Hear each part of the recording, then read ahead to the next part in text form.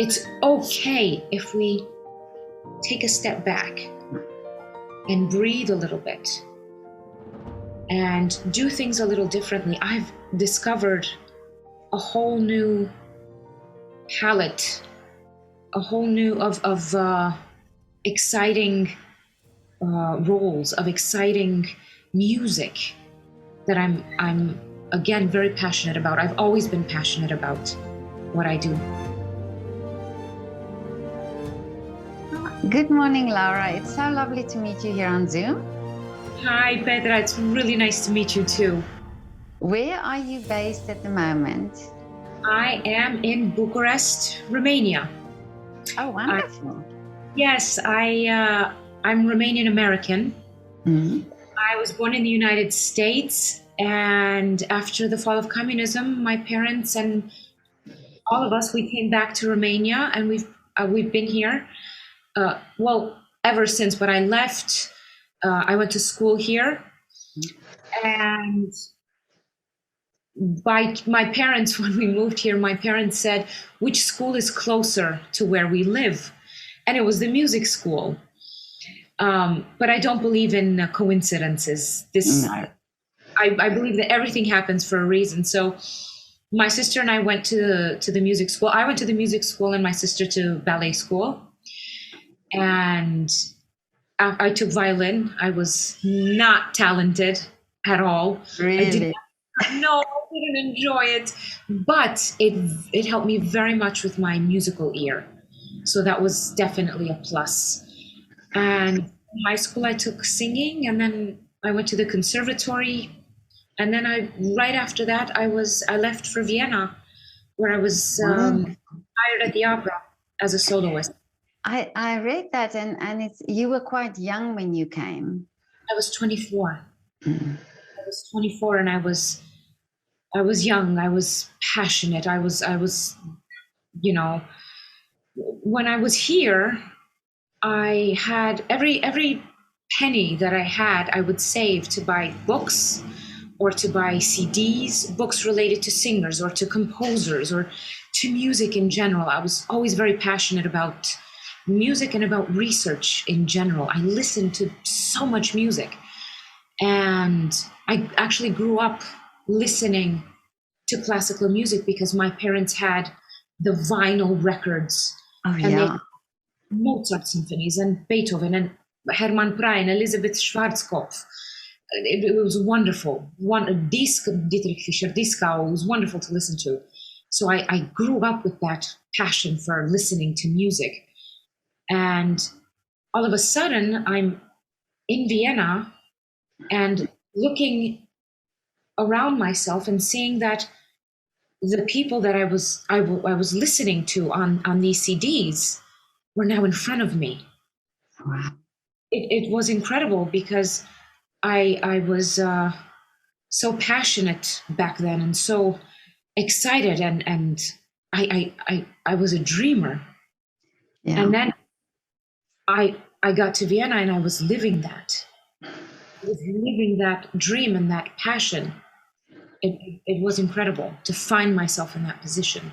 Yeah, and I think it's also fulfilling in a way if you think this was the dream and now you're here, and it's Absolutely.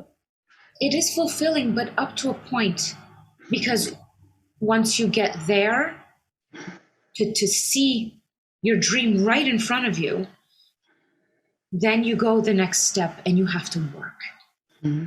Because no amount of talent, of passion, of love for something, it will only get you so far.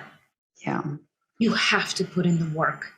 And that means countless hours on your own, practicing, working with your teacher, working with pianists, working with your colleagues, stage direction, all of that, getting the language in place, reading and understanding who the character is that you're trying to play. There's so much work that sits behind a performance. That's the end result, the performance, the end result of what has been happening up until that point. Because with every performance, hopefully there's a development. Yeah. There's a growth with every performance. But behind the performance that any member of the audience comes and sees, there's so much work from us, from everyone backstage, starting with makeup artists, with inspicients, with everyone carrying the decor. There's so much work, so much work, and so many people necessary to put together 3 hours or 2 or of a performance. It's so much work, but it's gratifying. It's very gratifying. But I think this is, well, I spoke during lockdown also. I did interviews with artists from all over the world, and we raised this question or this topic where it's like what we see is like you say, it's the 3 hours or it's the performance, and you go home and oh, it's wonderful and so on. But before these 3 hours, it's not just the rehearsal time, but it's also the lifespan of the artist who, dedicated, like you say, you went to a music school, so it started there, and then it's that development, and it's all this input and all this. You bought the CDs and you listened, and it's all the time that you spent. It all plays a part. Yeah, and we don't take always that into consideration.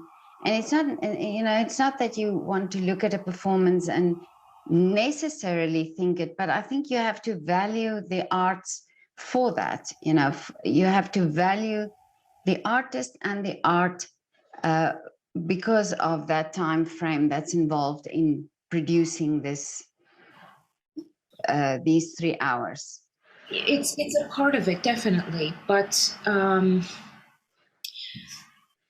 our goal in the end is that when we're on stage, to transmit some sort of emotion, to transmit as clearly and as honestly as possible a story.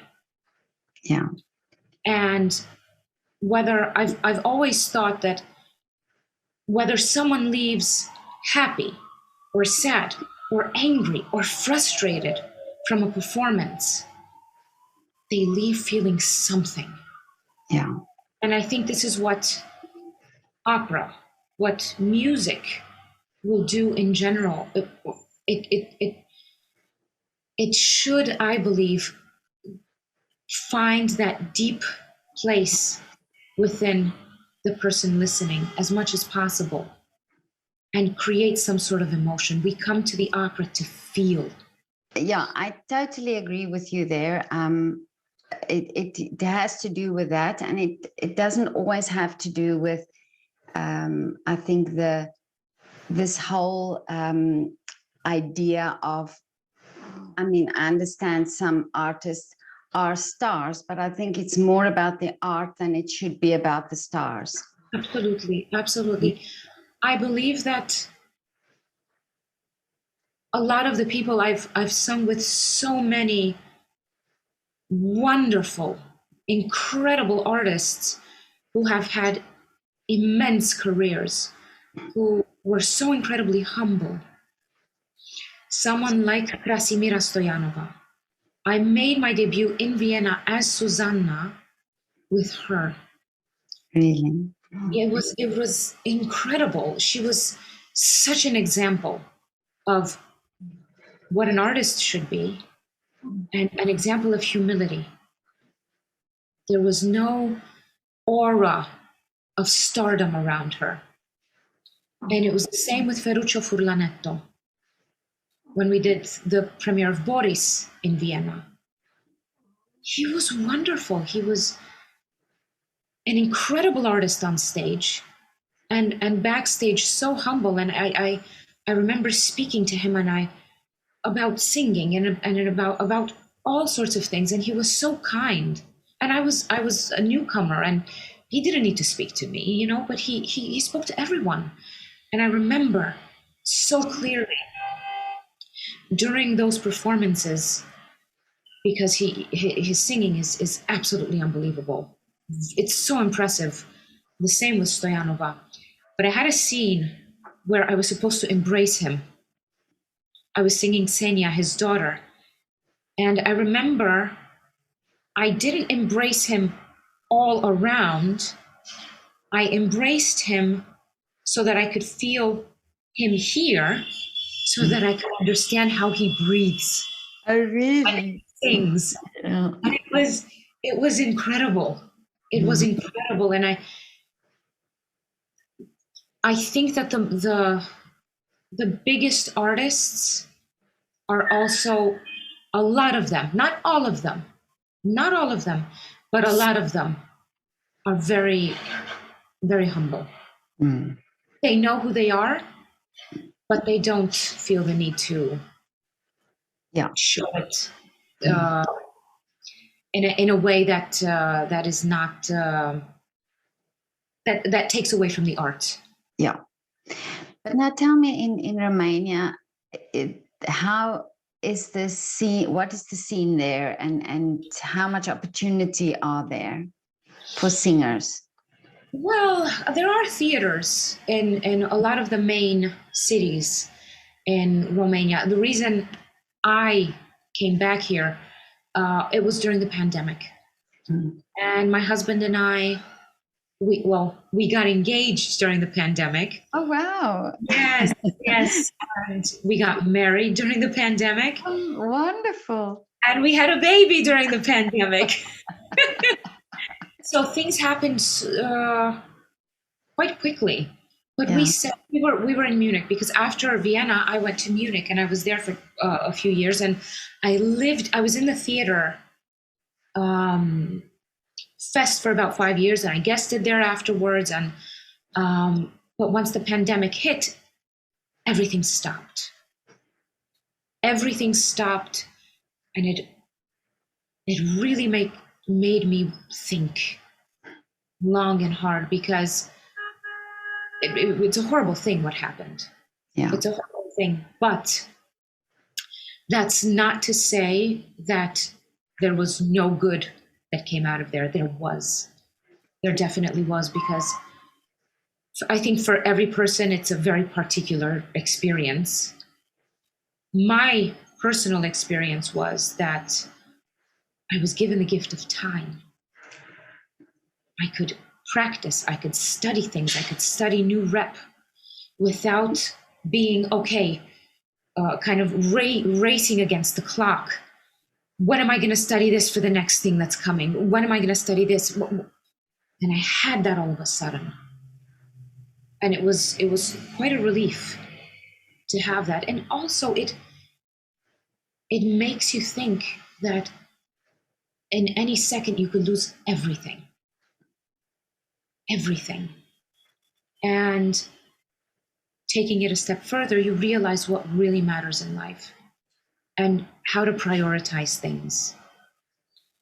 And the fact that I came out of the pandemic with a family, Yes, to me was the most beautiful and fulfilling thing yet. And I've had wonderful experiences in my career, really, that I'm so grateful for.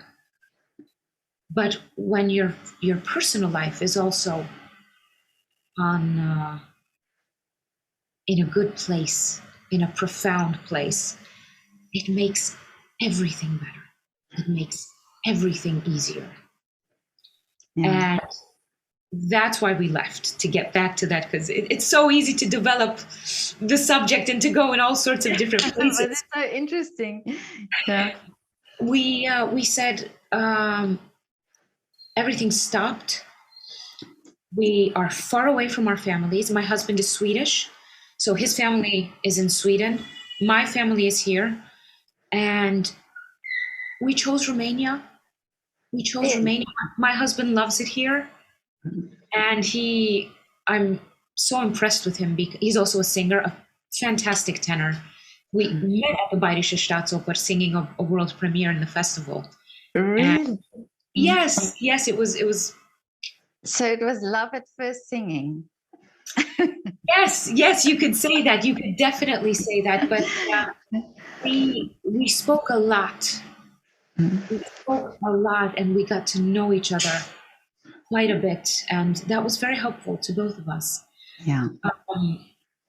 So we decided to come to Romania. He loves Romania, and I'm very impressed with him because he speaks the language Wow. very well, very, very well, and it hasn't been long. It hasn't been long, so He must love you very much, really. he does, and it goes both ways. I'm very Yeah. grateful. I'm very grateful to have this part of my life fulfilled. It's a wonderful feeling. But now this is very interesting because you are now a mum, and your life is now a little bit different than it was before. So there's a lot of consideration now. You can't just think for yourself where you're going to sing and what about your career. So I love this question. I love this. This is a great transition. This is incredible. I never thought I'd be a mother. First of all, I said if it happens, great. If it doesn't, okay. I think I'm fine with that. I'm so glad that God did not listen to me when I said, it's okay if not. Okay. Because I would have missed out on the most beautiful thing. Oh, The most beautiful. you give me goosebumps again. It's incredible. Indeed, before having a family, I made all the decisions for myself. I would get a phone call. Do you want to do this? Or what do you think of this or this? And I would make the decisions according to how I felt. After our daughter was born, things really change. There are so many things that need to be taken into consideration, not only for me, but for my husband as well. He's now in France. He's doing a production of Salome in Aix-en-Provence. And whenever he gets an offer, we always talk about it. And it's the same here. How are we going to do this? And it's very different now. It's very different because now we won't see him for 2 months. And it's how it is. It's how it is. And when our daughter was 1 month old, he left and he was away for 3 months. And we manage. We speak every day. I now have, I will be recording 2 CDs, and one will be here, fortunately, but another will be in Italy. And it's all about the planning. When do we rehearse? How do we rehearse? Do we go there? When we go there, do we all go together? And we have to plan and find this. And there's so many details. And I think I've taken on very different projects for the moment because I want to be able to be there for our daughter as much as I can. That's wonderful that you think that way, because I think it's also maybe the pandemic also taught us that things, it's okay sometimes to slow down a little bit, and it's okay to focus on other things sometimes, and I think also when it comes to children, we don't realize, but they're with us for such a short time. Exactly. Or our responsibility for such a short time that that it's good to do something else. Exactly. I mean, I've done this for 17 years so far, and my daughter will know what I've done, and she'll see recordings, and I put posters at home and programs and all sorts of things, but these will matter less to her. To her, it will be more important, was I around? Or how we spent our time together when we were together. And I think that's what really matters. To me, I mean, it's different to everyone. And there's a different dynamic in every family that functions. This is what I'm learning now for myself, because being a new mother, I'm discovering a lot of things. And I'm learning from her a lot.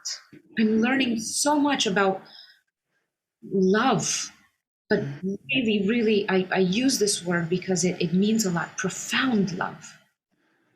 Profound love. And it's the most honest thing possible. And yeah. And it's like you say, your husband is also in this industry, so there's this understanding between you, and working together and planning everything together. This is wonderful that you can do that, and that you are. Yeah, I'm very grateful for it. And he's, not only do we plan things together, but there's a mutual support amongst ourselves. If there's something that either of us really wants to do, we'll support each other and make it happen somehow. So that we don't lose the family dynamic, that we do manage to see each other and be together at the right times. Yeah. But this is so exciting. I always think I always miss the time I had with my children when they were babies, that you can just hold them, and life is just so different when they're when they're still little babies. You can hold them. They're growing so fast. It's incredible. I document, I take pictures all the time, and I can see from one week to another how things change. It's really incredible. I'm very fortunate that my mother lives so close. Oh yeah. She lives so close to us, and she's been incredible in helping. I'm very grateful for that. I used to sit and cry when the clothes that doesn't fit in you don't fit anymore, and they go on to the second age, and then you sit with these, and then I would sit and cry when I put them away, because they grow so quick. Indeed. But now, but tell me now, what are your wishes for the future? My wishes for the future. Well, it's funny because this pandemic has given me a lot of time to do more research, to think a lot, to feel, to allow myself to feel certain things, in the sense that it's just as you say, it's okay if we take a step back and breathe a little bit and do things a little differently. I've discovered a whole new palette, a whole new of exciting roles, of exciting music that I'm again very passionate about. I've always been passionate about what I do, but I'm going from one thing to another, but I was speaking to my sister, and apropos repertoire and things, and knowing, because when you love certain types of music, it's wonderful. But my sister said, don't do what you love, do what you're good at. In other words, that could also translate, don't do what you love, do what loves you. Oh yeah. And I resonated with that. It was something she had read, I think, from the author Cal Newport, and I resonated very much with that, because a lot of the times I would think, oh, I love this role so much. When I was young, I wanted to do Traviata, I wanted to do Mimi, I wanted to do these sort of things, and then I realized they're not suited for me. Oh yeah. And I realized that it's okay if something is not right for me. It's okay. That was a big lesson that I had to learn, because oftentimes I would feel, oh, there's something wrong with me if that's not right. But then I realized, no, it's okay. It's okay if not everything can be suited to us. This is why we each have our own voice. We each have our own voice, that with which we can send a message. And sometimes we have our voice. I mean, we use our voice, we use our bodies, we use our heart and our mind. It's a whole that we have to use. And if there's something where we can't send it further, a message further, it's okay. If there are people who can send it better, they should do that. Yeah. They should be the ones to do that. I think every artist should find what's best for them. I really do. And for me, that was an incredible liberation. Incredible, because sometimes we get so tight thinking, what does the world expect of us? Exactly. And then we expect that of us, but it's not what we necessarily want. Or maybe it's something that we want, and we think we should be able to do, but then when reason hits, it's wonderful. It's wonderful because you can just let go and have the courage to be who you are, have the courage to be disliked. That's also a thing, because we want to be liked by everyone, but we can't. When that acceptance comes, it makes it easier. It really makes it easier. Things are not always pink and wonderful in this art. The art in itself is wonderful. It's wonderful. But all musicians, and I think without exception, deals with difficulties, deals with rejection, deals with some sort of fear. Some deal with severe anxiety. I know I went through that. And you learn to deal with it, but it's not easy. Apropos what we were saying, what sits behind the artist, this is also part. This is my personal experience. Not everyone goes through anxiety. That's not, but it can be a part, and it was for me. And once I realized that's what I was going through, it helped a lot, because acceptance brings so much. Yeah. It really, really does.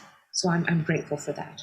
And, I think also social media has brought, many positive things. But the one thing is this comparison, where people think everybody has to do everything the same way. And it's true what you're saying, not everything is for everybody, and I think this is great if you can accept that, I'm also, this platform is not for everybody, and I accept it, but there will be somebody who would be interested in what people are saying. Resonates with it. Yeah, and that's fine. I'm happy with that, I see it as an opportunity. I see it as an opportunity to do something in a different way, to do something my way. And hopefully it will, even if, as you say, it will resonate with someone. And the people it doesn't resonate with, they don't, they don't have to, it doesn't have to. It's okay. It's okay. And it doesn't mean that anything is wrong on either side. It just means that it's not for me. It's okay. Yeah. It's okay. But when it is, it's incredible. I don't think there's one single recipe for all artists. I don't. And that's what makes what should make each artist beautifully unique. Yeah. Well, this is so true. And it's like I spoke to a musician who she was in bed for 6 years with an illness, and she questioned her value, and then she thought of a baby, and she thought of how valuable do we see a baby who cannot do anything, who can just be a baby. And she thought, if we can value a baby so much, then she also has value, and that everything you do on top of that is wonderful, you know, and it's yeah. So I always think of that, what she said, that just we just all have a value with everything we do, you know, even if we don't always think it's valuable, but we do have a value. I think we lose that sight when we, just as you said, when we start comparing ourselves. Yeah. And indeed, I mean, social media doesn't help with that. In that sense, it has so many pluses. Social media has so many pluses because a message can get out so quickly, and that's a very good thing. But when we take it personally, somehow to see, oh, that's happening in that person's life, that's happening in that person's life, it's not happening in my life, that means I'm no one. It's not like that at all. But we need to find the things for ourselves that are meaningful. Whether we decide to post about it, to write about it, to speak about it or not, we need to have them first and foremost, to find them for ourselves. Yeah. Regardless of what anyone else does. Because everyone is entitled to their own happiness. Yeah. So, and so are we. So are we. So comparing ourselves is not going to bring that. No, definitely. That's not the place to look for it. You have the most wonderful insight. Really, I don't know about that, but yeah, no, honestly, this is wonderful. It's easy to get caught in this trap of comparing yourself, and I've been in that trap.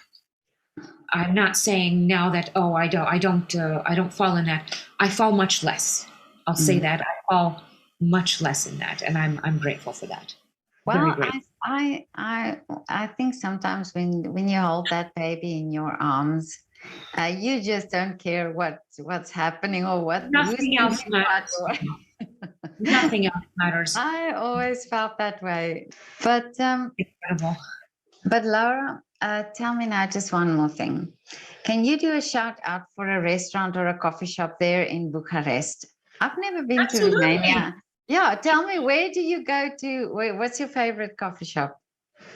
Or your favorite restaurant? Coffee. Oh, your favorite restaurant? Favorite restaurant. If I'm perfectly honest, my favorite restaurant is my mother's cooking. Oh, okay. That's great.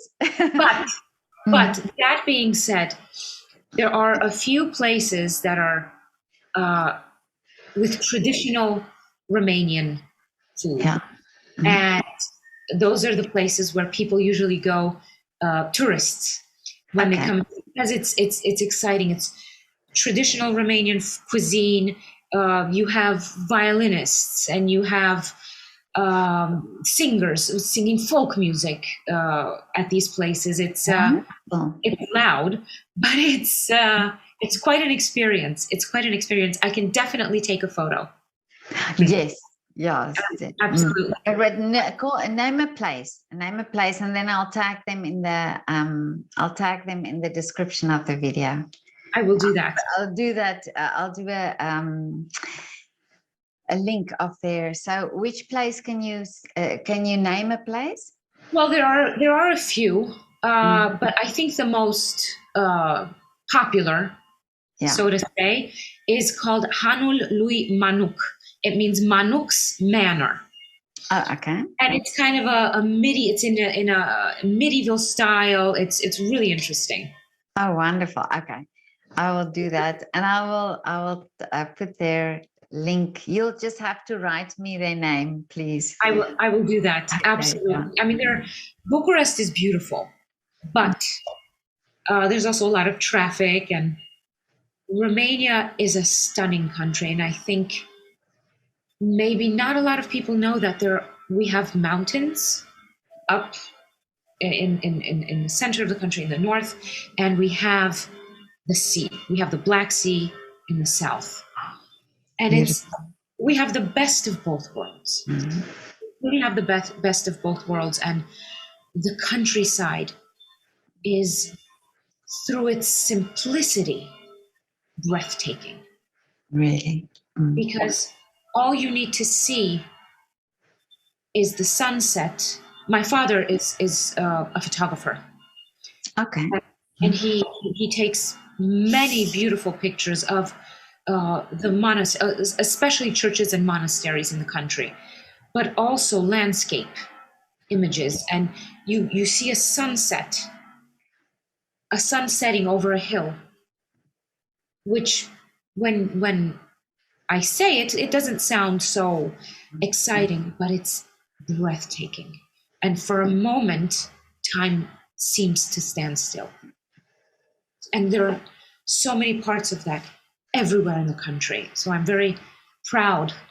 Yes, That interview. I'll have to come and visit Romania. Yes, Definitely. Yeah, I would love that. If you do, you have to tell me. I will definitely, yeah.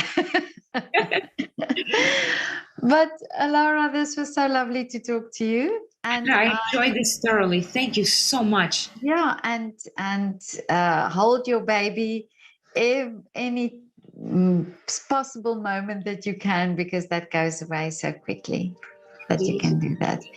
And I wish you all the best for all the projects that you are doing. Thank you. I'm looking forward to a lot of beautiful. Yeah.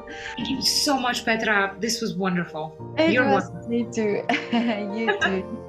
Okay, Laura. See Have a you nice soon. day. Bye. Bye.